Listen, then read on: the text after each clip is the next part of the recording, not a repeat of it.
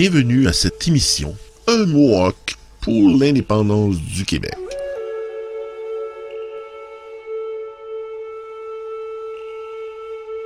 Avec Jean-Jacques Nantel et Stuart Maillot.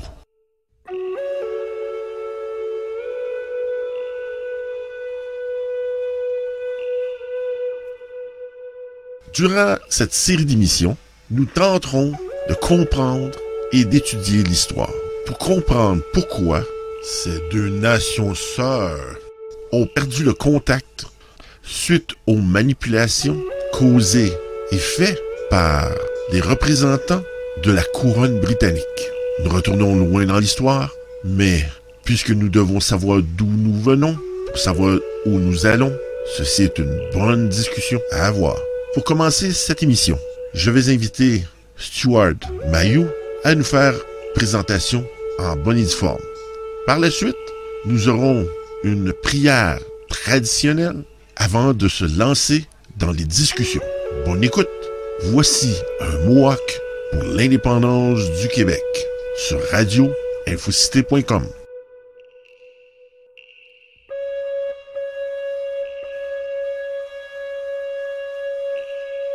Si vous avez des commentaires au cours de cette émission, vous pouvez les faire par écrit, simplement en écrivant à notre adresse de courriel studio@radioinfocité.com ou sur notre page Facebook de Radio Infocité. Vous aurez l'occasion d'entendre la réponse de votre question ou vos commentaires en direct lors d'une émission diffusée mardi entre 19h30 et 21h. Prenez note que cette émission a été faite en anglais pour permettre à M. Stuart Maillot de mieux s'exprimer. Et elle a été traduite simultanément. Bonne écoute.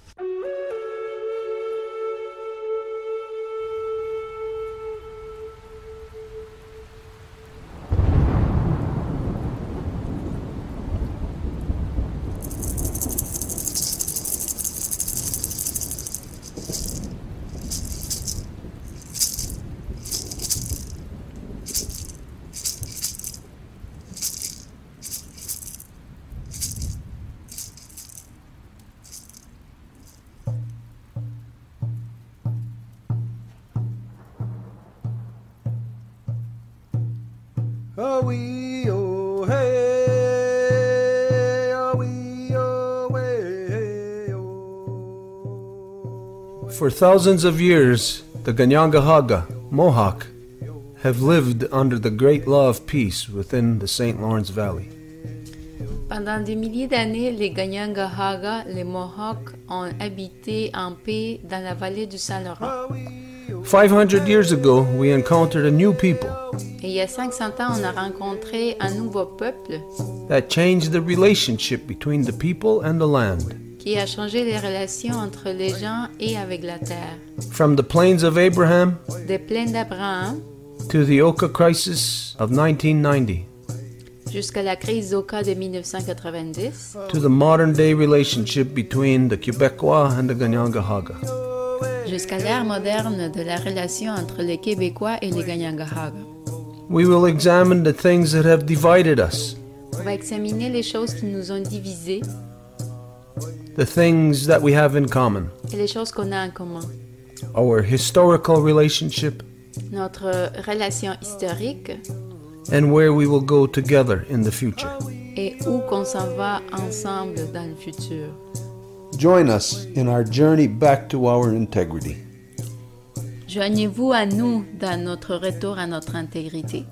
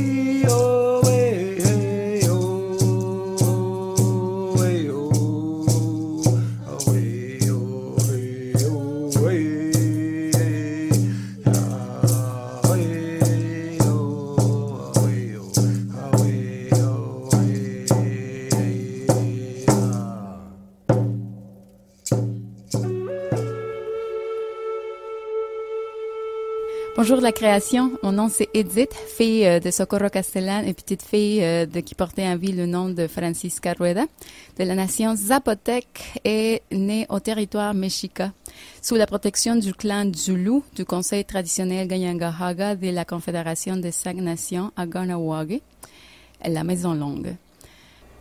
Wegwe, yunkia dizu, wegwe, unwe. Edith Yujets, está Socorro Castellan, Axauta Yundajitsque Francisca Rueda, Zapotec New Hunsage, Mexica Onowarage. Yunata Huni Yankinostadista and Toharage Ganosesne, Radianga Haga Garnawager, Newis New Hunsage Onowarage Gawehnoge. Nous remercions la femme ciel qui nous donne notre esprit, nous remercions notre grand-mère lune qui nous donne notre sang et notre mère terre qui nous donne notre corps, et à toutes les femmes, de la toute petite nouvelle-née jusqu'à la plus aînée, parce qu'elles sont toutes les mères de nos nations. Nous remercions toutes les médecines, toutes les eaux, les arbres, les oiseaux, les animaux. On remercie tout ce qui nous donne vie. On fait appel au véritable esprit de la Gayanara Saragoa, la grande loi de la paix, et du Wampum à du voix. Et on fait appel à nos ancêtres afin qu'ils nous aident à rétablir ces relations harmonieuses, en équilibre, en bonne pensée et en bon esprit. Et tout ce qui n'est pas là pour cette bonne pensée, que ça soit repoussé dans les 3 niveaux de l'existence. Dinitinuwarado garunwa garuyagaso, dana yankisota santana kagarakwa, dana yankinista yuhonsage, dana agwegoskat negununwe. Dinitinuwarado tarunyowago dano sa whiskera, tini ganya taragero, agwego onunkwa su'a. Aguire su'a. Asinawa su'a, gatsa su'a, asidanagu a, dano agwe contirillo. Ayunki atagen hadandawa ron hetserane gayanarasara goa dano degani de yohade. Asani gatdarage ne gayangahaga dano agweni hunsage yarinyato yonata hiuni dano yodiskarawage. Ayunki atagen hadandawa ron hetserane orehuyo. Ganigurillo dano gayandawana dano nogatana yodaksa. Eresawet. Daganina yota sawanigura.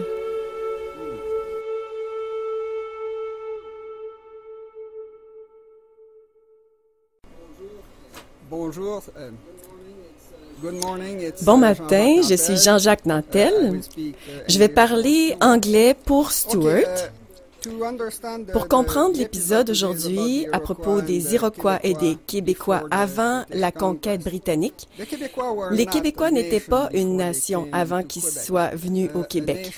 Une nation, c'est le pays qui crée la nation et non la nation qui crée le pays. La raison pourquoi les Québécois sont venus au Canada en premier lieu, c'était quelque chose qui s'est produit entre le 12e et le 13e siècle, à la Renaissance.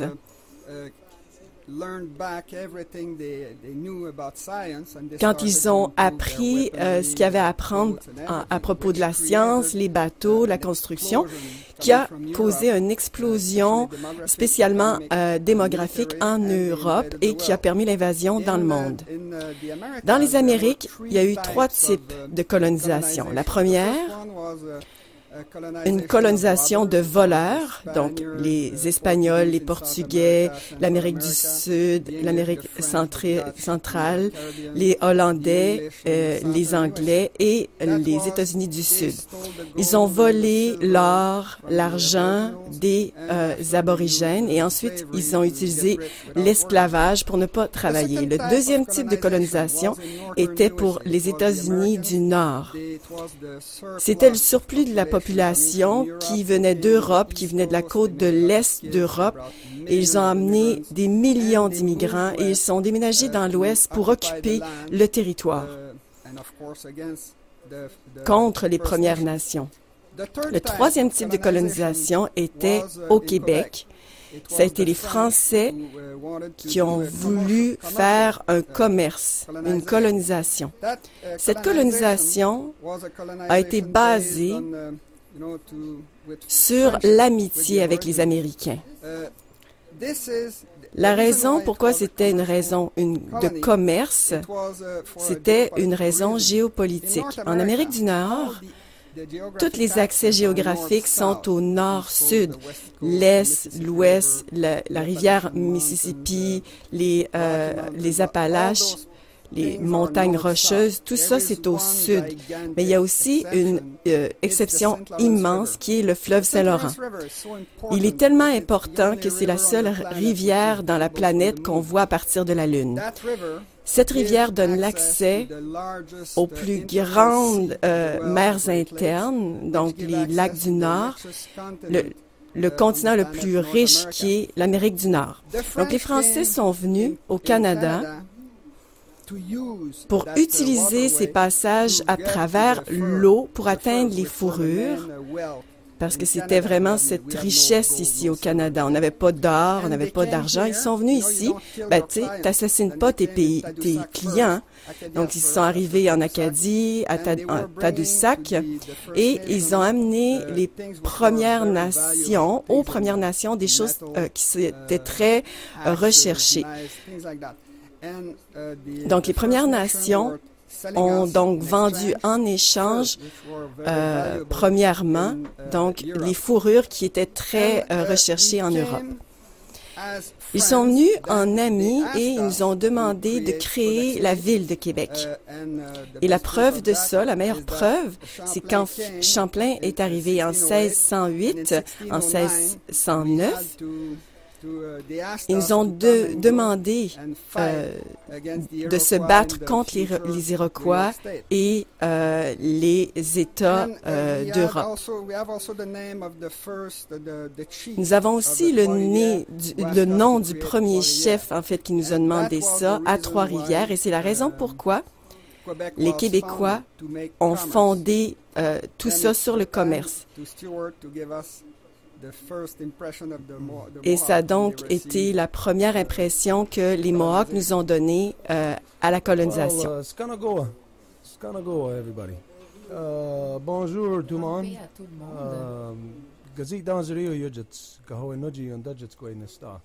My name is Gazit Danzariou, et ça c'est le nom que ma mère m'a donné. Quand elle était vivante dans ce monde, elle portait le titre sacré de mère de clan du clan du Loup. Et comme vous le savez, les Kanien'kehá:ka, ce que vous connaissez comme les Mohawks, on est une société matrilinéaire. Et en tant que tel, quand on fait quelque chose, comme un conseil, une cérémonie, il faut qu'on fasse les mots qui viennent avant toute autre chose. C'est ça ce qu'Edith a fait en remerciant. Et quand que moi je parle de moi-même, je remercie les 3 niveaux de mes origines, de la création. Donc je remercie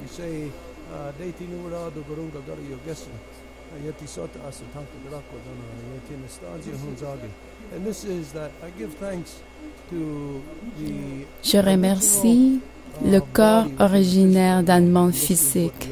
Et ça, c'est ce qu'on appelle la femme ciel. Et on la remercie parce qu'elle nous a donné notre esprit. Ensuite, on remercie notre grand-mère lune, le cœur battant de notre mère terre qui nous donne notre sang. Et ensuite, on remercie notre mère terre qui nous donne notre corps et qui est la mère à nous toutes et tous. Et peu importe si on vient de l'Europe ou d'ici, notre mère terre nous a donné naissance à toutes et tous. Et c'est ça ce qui nous rend une famille. Et l'histoire que tu décris, toutes les relations, les gens se sont séparés, les familles sont cassées. Il y a quelque chose de très important qui s'est passé en Europe, qui a été oublié par l'Européen. Et c'est que, afin d'avoir une renaissance, comme ce que tu as décrit, ça veut dire qu'il y a eu un trauma qui a eu lieu chez la société, à la société entière, afin qu'on se rappelle de ce qui a été oublié. Donc, c'est comme un efface de mémoire des non-autochtones au long de l'Europe. Et c'est ça ce qui fait qu'on commence à se battre les uns contre les autres et que les liens de famille, les connexions soient cassées. Et c'est ça ce qui s'est passé ici chez les Kanien'kehá:ka. On avait la même chose. Comme est-ce que tu as référé aux airs de ténèbres? On est glissé aussi dans la guerre, et quand il y a la guerre, il y a la maladie, la famine, ça détruit la terre parce que ça ravage les arbres, parce qu'ils cherchent des matériaux. Donc la guerre n'affecte pas seulement les gens qui se battent, mais qui a un effet dévastateur chez la terre. Et ça se traduit aussi chez les animaux, la vie sauvage. Et quand on considère ça, admettons la vie sauvage, ils ont besoin de nourriture, on a besoin de fourrure. Avant de cette guerre-là, il n'y avait pas de vie sauvage. Ça veut dire juste que la société est devenue très pauvre, très malsaine. Donc, ces heures de ténèbres-là, nous, on y était aussi de la même façon que ça s'est passé en Europe, la guerre, la famine. Donc, on se demande les circonstances des ères de ténèbres. Quand est-ce que ça a terminé? Ça n'a jamais terminé. Dans le monde non autochtone, ça n'a jamais terminé. Ici, ça avait terminé. Et comment que ça avait eu lieu? C'est que les hommes ont dû arrêter la guerre et monter l'échelle évolutive pour atteindre le niveau des femmes, où là, on peut évoluer ensemble. Et c'est ça ce qu'on identifie comme la Gayonara Saragoa, qui est simplement le grand bon, en voulant dire l'équilibre entre le féminin et le masculin. Ce qui est dans le monde non autochtone, il y a un grand déséquilibre entre les femmes, où c'est le mâle qui va à l'encontre du processus de la création, parce qu'on sait que le processus de la création identifie clairement que moi je suis, tu es né des femmes. Alors on peut retracer notre lignage à la femme originaire. Et dans le monde non autochtone, quand ils identifient Dieu en tant que mâle, c'est là où la racine de la corruption commence, où le déséquilibre commence, parce que ça enlève le premier, dont la femelle, qui est l'être originaire, et il nous place, nous, le mâle, par-dessus. Et ça détruit toute la création par la suite. Alors, les Kanien'kehá:ka, en tant que société matrilinéaire, de la même façon que les Européens, c'est que nous, on est montés à sortir des ères de ténèbres. Et comme tu l'as identifié, le continent le plus riche dans la planète, ça se traduit à comment que la vie sur Terre a prospéré. Donc, la grande paix de la société matrilinéaire a eu un grand bénéfice sur la Terre que jusqu'à aujourd'hui, les Québécois en bénéficient. Autant que ça fait partie de la richesse, l'endroit le plus riche à la planète. Ce que tu dis est vraiment intéressant parce que c'était une société matrilinéaire du côté des Mohawks. Et quand les Européens sont arrivés ici, ils étaient vraiment mâles en majorité. La rencontre des deux nations, de ces deux différentes origines, quand les Québécois sont arrivés à travers le fleuve Saint-Laurent, ils voulaient faire du commerce à l'ouest. Donc, il y avait seulement 2600 Français qui sont venus ici en Amérique du Nord. C'était pas une invasion, c'était vraiment une entente de commerce avec une classe plus haute. Et ils sont déménagés dans l'ouest pour aller plus loin. Et ce qui s'est produit, la raison pourquoi on a eu cette guerre ou ces guerres avec les Iroquois de 1609 jusqu'à 1701, quand on a signé le traité de paix, c'était une raison géopolitique. C'était pas basée sur la race ou la religion ou la langue. C'était vraiment basé sur le commerce parce que vous aviez le fleuve Saint-Laurent qui était l'artère principale pour aller au centre de ces terres. Mais on avait donc une compétition pour les vallées. Donc, par exemple, la vallée des Mohawks, donc les Iroquois, et on compétitionnait pour les fourrures. Et les Iroquois étaient du côté sud, du côté des Anglais. Ils prenaient les fourrures du centre du continent, lac Erie, la rivière Mohawk, où ils allaient le vendre aux Hollandais, aux Anglais, et jusqu'à New York.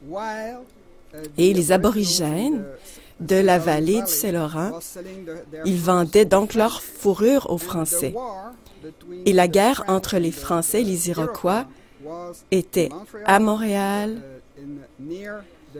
près de l'Ontario et du lac Erie, parce que c'est un petit peu plus haut que le lac Ontario. Et les Français ont la tendance à aller vers le nord, près du lac Huron, les alliés donc des Français. Et ça, c'est très important. Quand les Français sont venus ici, ils voulaient faire des affaires. Même chose pour les Mohawks, les Iroquois, les Anglais. Et en Amérique du Nord, aussitôt que les Québécois donc, sont arrivés de partout de la France, il n'y a personne qui sait d'où ils sont venus. Est-ce qu'ils sont venus de Paris? Quand ils sont venus au Québec, il y a une vallée, la vallée du Saint-Laurent. Ils sont devenus donc une nation. Et très rapidement, en 50 ans, ils sont devenus une nation. Et les Anglais, ils étaient en Nouvelle-Angleterre, ils sont également devenus une nation. Et c'est le pays, donc, qui crée la nation. Puis ensuite, vous avez la France, l'Angleterre qui se battent. Mais en Amérique du Nord, vous avez 3 guerres parallèles. Français et les Anglais. C'était une guerre transposée en Amérique du Nord. Vous aviez les Québécois avec les Américains. Et vous aviez la partie plus nord des aborigènes contre le Sud. Et la bataille se faisait au niveau des fourrures. Et ces 3-là, donc chacun de ces 6 groupes-là, profitaient de leurs alliés. Et les Français, ils avaient une coalition très grande avec eux. Les Français, ils ont pris la rivière Mississippi, qui est du côté ouest des Chaudières-Appalaches, des montagnes Appalaches, et on a pris les 2 extrémités pour les ramener en Europe, pour ramener l'argent en Europe. Donc, à partir du Québec et en Louisiane. Et vous aviez donc les aborigènes, qui étaient les alliés, parce que nous, on suivait les rivières. Parce que pour amener les fourrures, pour amener aussi les outils qu'ils voulaient, les Premières Nations, et ça, c'était l'alliance principale avec l'Amérique du Nord. Les Anglais, tout le monde comprenait, spécialement les Premières Nations, que les Anglais venaient pour prendre le territoire. Et ils se battaient. Mais le problème principal avec les Amériques du Nord, c'était les Canadiens français et l'alliance avec les Premières Nations à travers les montagnes Appalaches. Et de l'autre côté, c'était les Anglais avec l'Ouest. Et c'était l'alliance principale qui existait. Et c'était une raison économique. Mais les Français, c'était une conquête avec les Anglais. Et en 1760, il y avait seulement 70 000. Ils ont fait beaucoup de bébés. 70 000, c'est rien. Donc, la coalition, c'était l'équilibre entre les Premières Nations. Il y en avait énormément, des centaines de milliers dans les forêts. Impossible à conquérir. C'est impossible si vous n'êtes pas des millions pour les conquérir. Ils obtenaient de l'aide des Français. Donc, je vais maintenant entendre ton point de vue là-dessus, sur l'histoire. Oui, c'est très intéressant. Quelque chose que tu as dit par rapport à 3 types d'invasion. Ce que tu as dit plutôt sur les Britanniques, les Français, les Espagnols. Il est très important, la plupart du temps, ne pense pas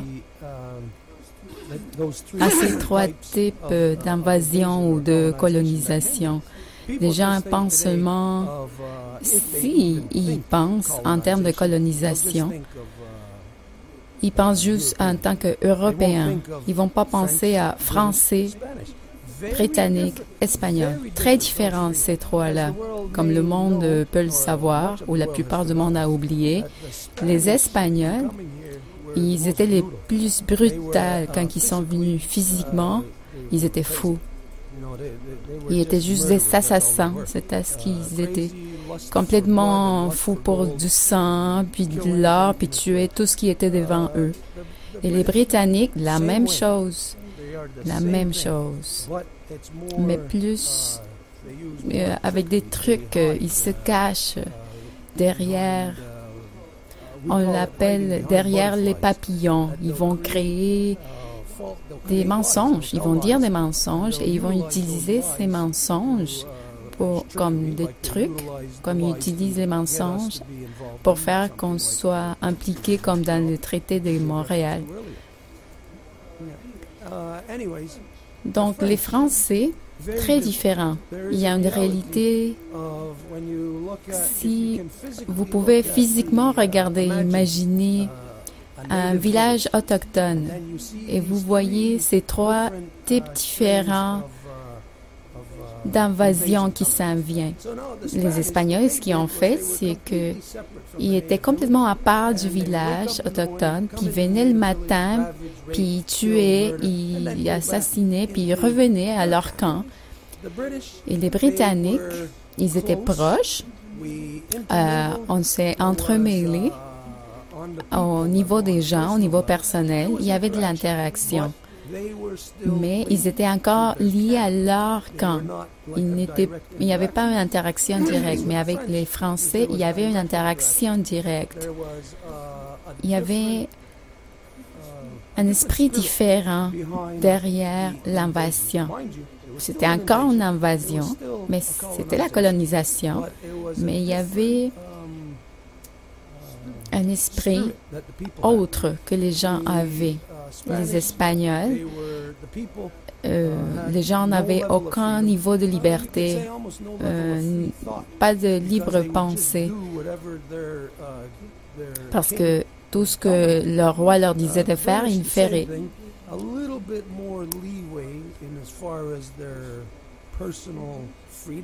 Et les Britanniques avaient un peu plus de liberté, mais les Français en avaient encore plus.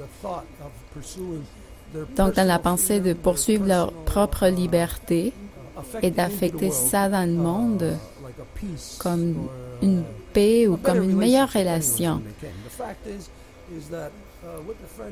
Donc, avec les Français, vous savez qu'il y avait les voyageurs. On n'avait pas de voyageurs avec les Britanniques ou avec les Espagnols. Comme les Britanniques, le plus proche que c'est venu, c'était les expéditions à l'ouest. Et donc, vous aviez un autochtone qui était un esclave et qui était là juste pour les relations avec les non-autochtones. Mais avec les Français, c'était plus comme une amitié, une famille, comme s'ils venaient ici pour visiter. Encore là, ils étaient sous l'invasion. C'était encore des colonisateurs, mais à nouveau, quand ils sont venus ici, leur liberté personnelle qu'ils avaient dans leur esprit a complètement été en conflit avec leur roi. Donc, quand les Français sont venus ici en premier, il y avait juste quelques-uns, comme tu as dit, et c'était juste des hommes. Et bon, évidemment, il a fallu qu'on s'entrecroise, puis qu'on devienne des familles. Et lorsqu'on est une famille, on commence notre échange, notre commerce. Et quand le non-autochtone est venu ici, puis ils ont vu les autochtones, et les autochtones, ils disent qu'il n'y avait pas de commerce. Il y avait peut-être l'air de commerce, mais on n'avait pas le concept de commerce, la façon dont le non-autochtone l'a. Parce que dans le monde non-autochtone, c'est pas le commerce, mais la commodification. Tout a un prix, donc ça apporte une valeur différente à ce que le bien dont on parle. Donc, par exemple, avec le castor, c'était quelque chose qu'on partageait, on l'échangeait. C'est différent à ce qu'on vend quelque chose. On n'a jamais eu ce concept. Peut-être, mais les êtres humains, on est vraiment tous pareils. On a les mêmes gènes. Tout est très similaire.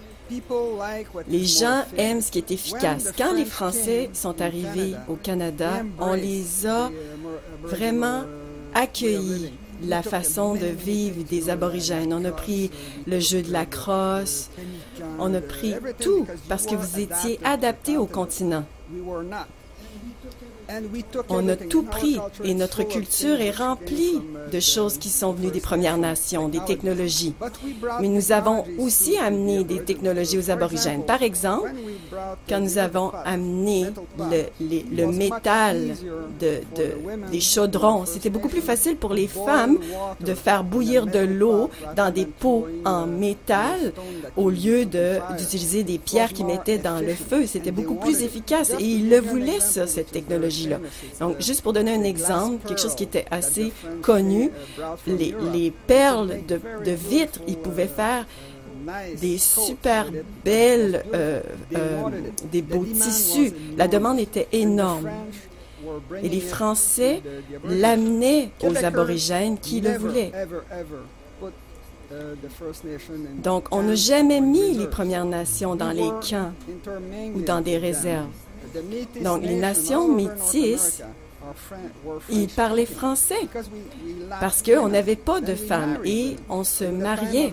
Et au temps de Jean Talon, en 1608, le tiers des hommes quittaient la colonie pour aller vivre dans l'Ouest avec les femmes.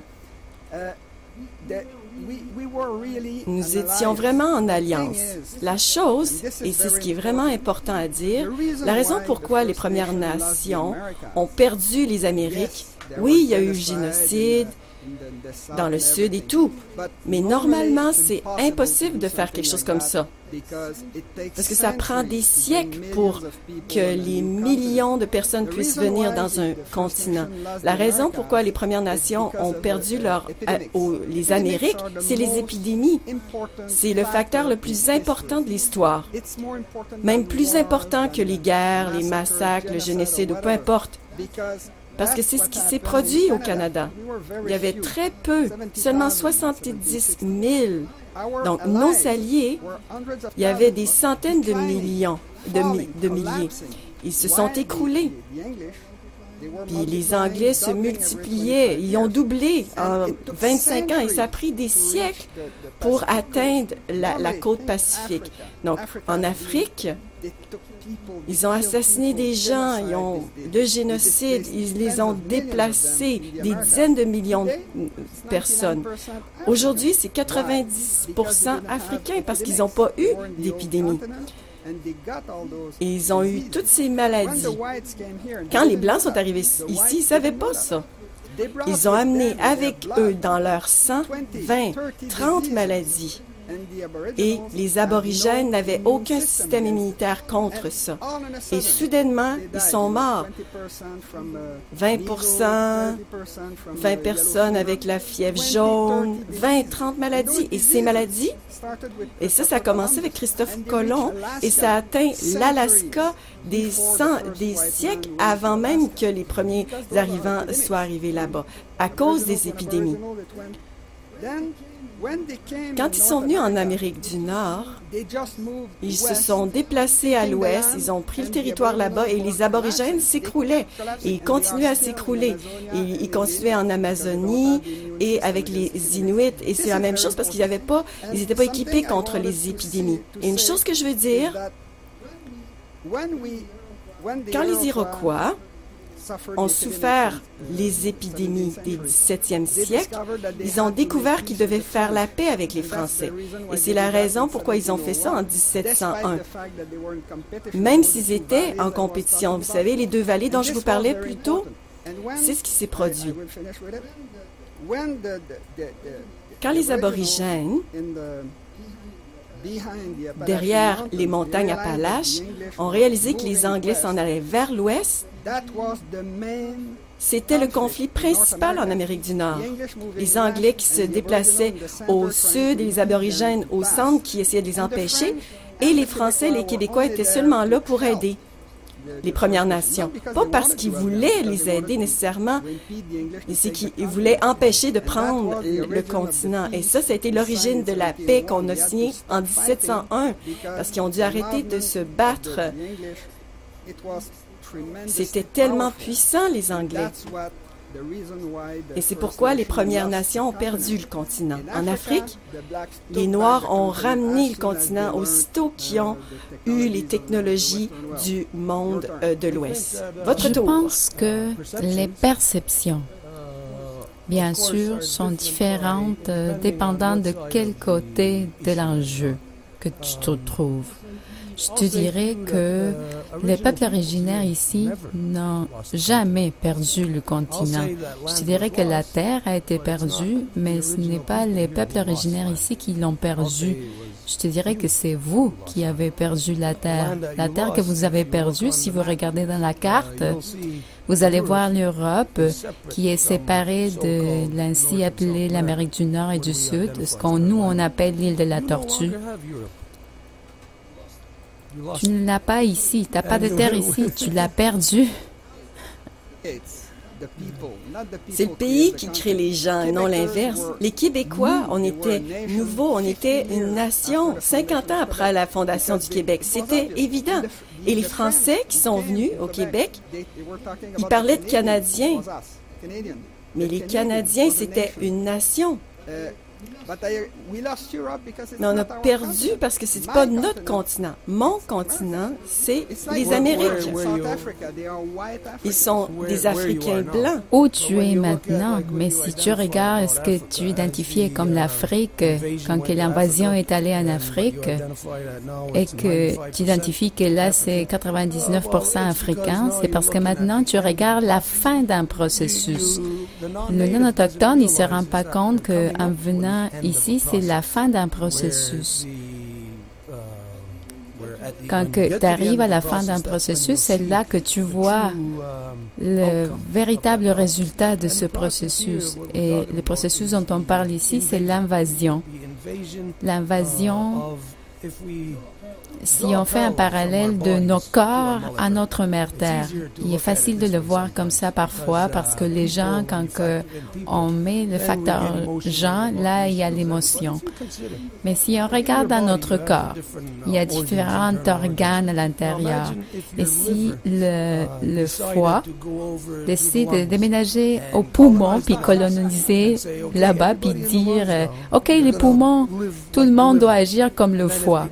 Et dans le restant des organes comme ça aussi. Ce qui arriverait, c'est qu'éventuellement, tu as juste un organe interne et ça veut dire que ton corps n'est plus capable de vivre. Ton corps va mourir.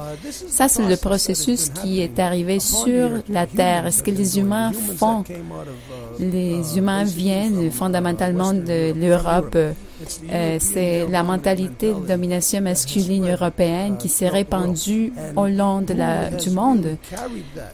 Et quand que cette mentalité qui est portée par la mentalité de domination masculine impérialiste, c'est les pires des caractéristiques que les humains peuvent montrer. C'est la conduite qu'une personne a dans une mentalité impérialiste. Leur conduite, après, n'est plus en contrôle de leur propre conduite individuelle. C'est plus comme des marionnettes qui se font contrôler. Et ça, c'est la raison pour laquelle les Britanniques, les Anglais ont été avec autant de succès en répandant fondamentalement, est-ce que c'est un virus?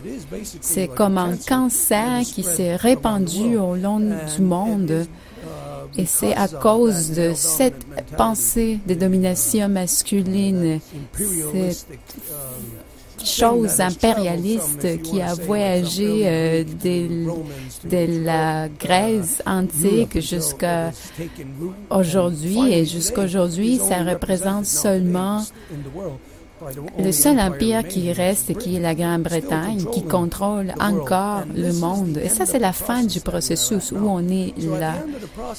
Et quand que cette attache sur les gens commence à se libérer, il y a des libertés qui commencent à émerger. Donc, à ce moment-là, par exemple, on regarde la Catalogne en Espagne, par exemple, qui pousse.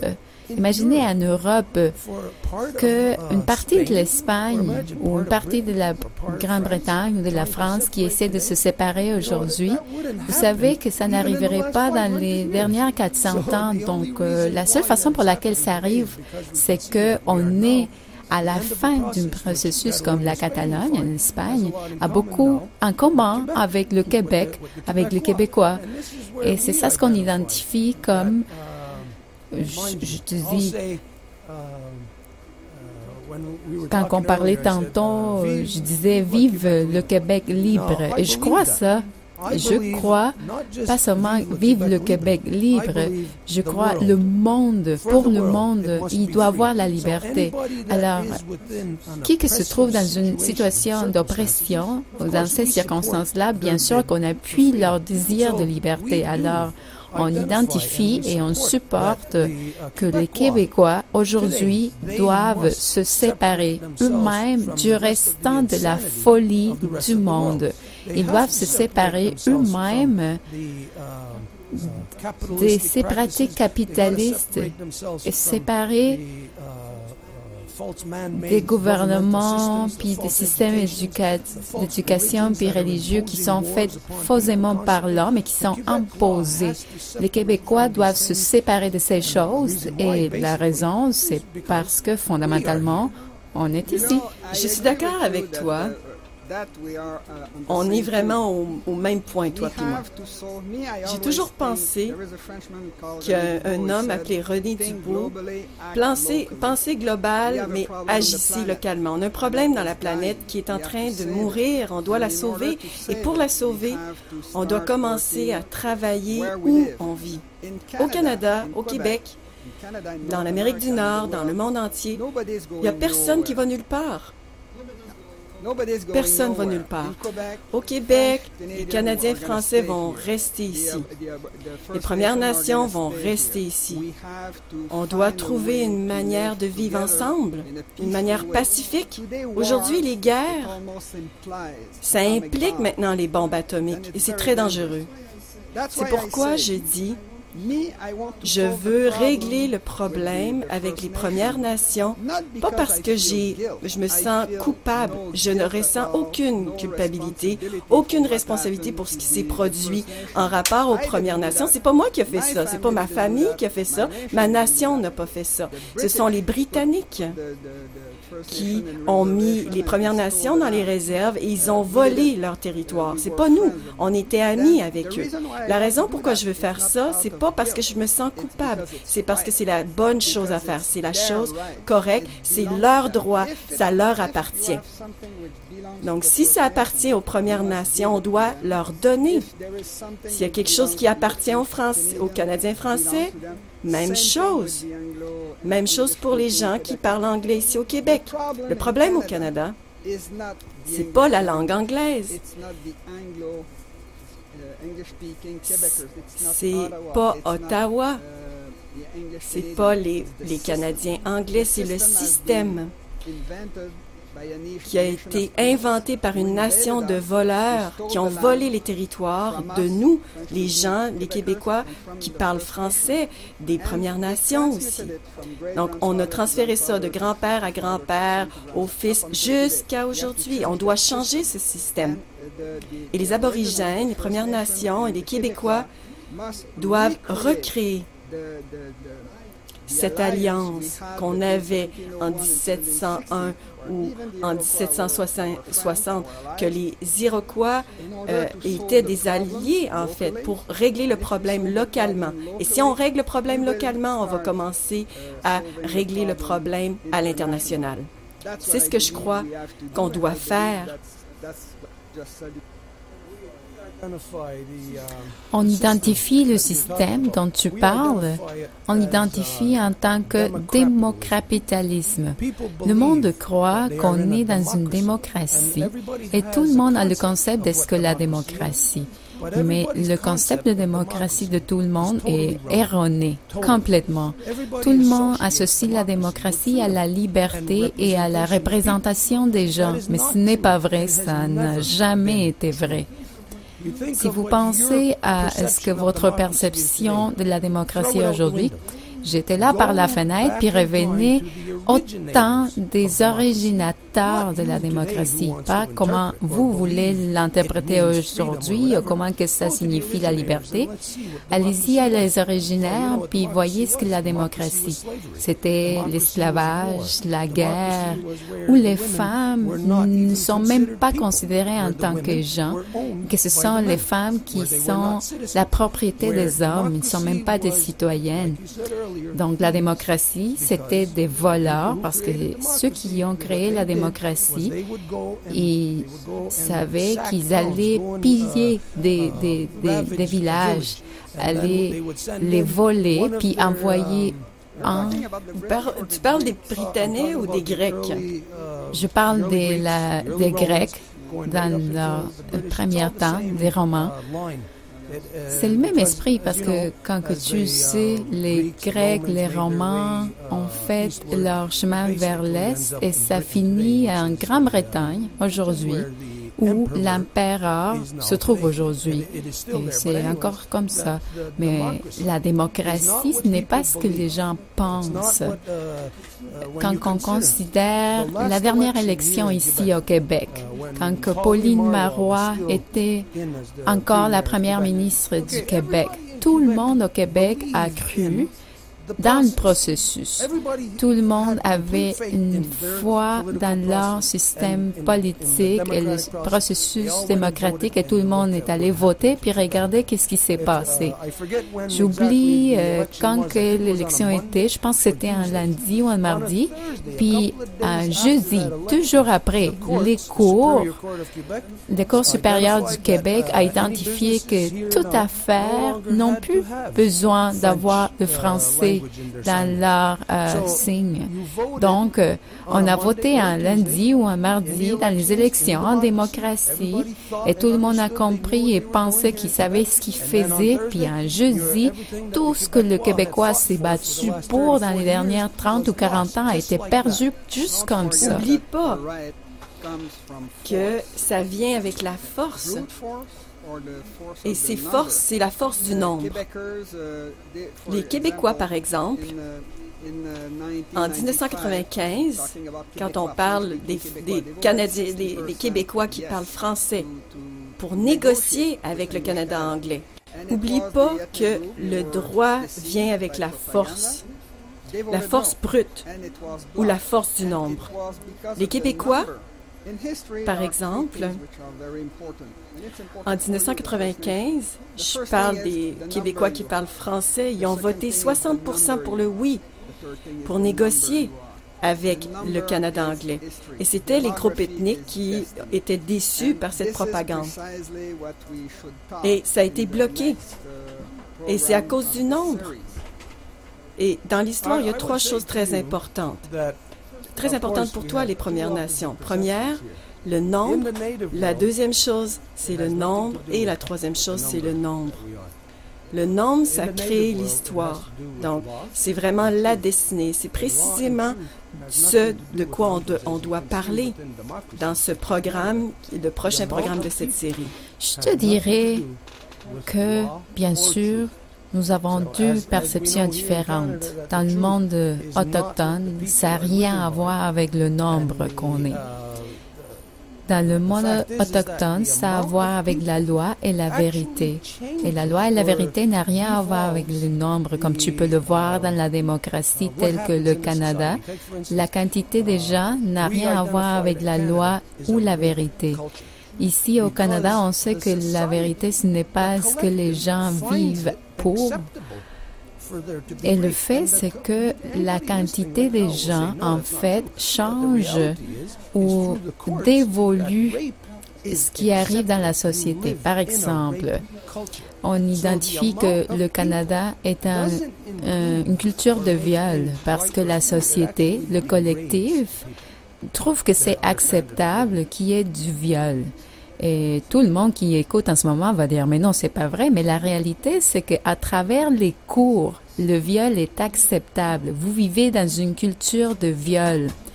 Et donc, la quantité des gens, ça n'améliore pas ou fait que les choses soient vraies ou correctes. En fait, ça dégrade les gens, leur niveau de vie.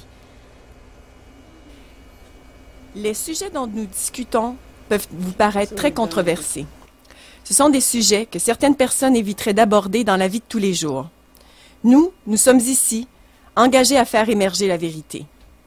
Si vous avez des questions pertinentes, vous pouvez les envoyer sur notre page Facebook, Degeni Deohade Wampum à deux voix, Turo Wampum, ou par courriel à marieclaudelacroix@yahoo.com. Nous les aborderons avec plaisir lors de futures émissions. Nous acceptons également les demandes d'interview et nous sommes disponibles pour des enseignements en ligne pour tout groupe intéressé à en apprendre davantage. Sganagoa, grande paix à vous toutes et tous. La prochaine épisode, la conquête britannique divise les Mohawks et les Québécois. Chacun des participants demeure seul responsable de ses propres déclarations. Si vous avez des commentaires au cours de cette émission, vous pouvez les faire par écrit, simplement en écrivant à notre adresse de courriel studio@radioinfocité.com ou sur notre page Facebook de Radio Infocité. Vous aurez l'occasion d'entendre la réponse de votre question ou vos commentaires en direct lors d'une émission diffusée mardi entre 19h30 et 21h.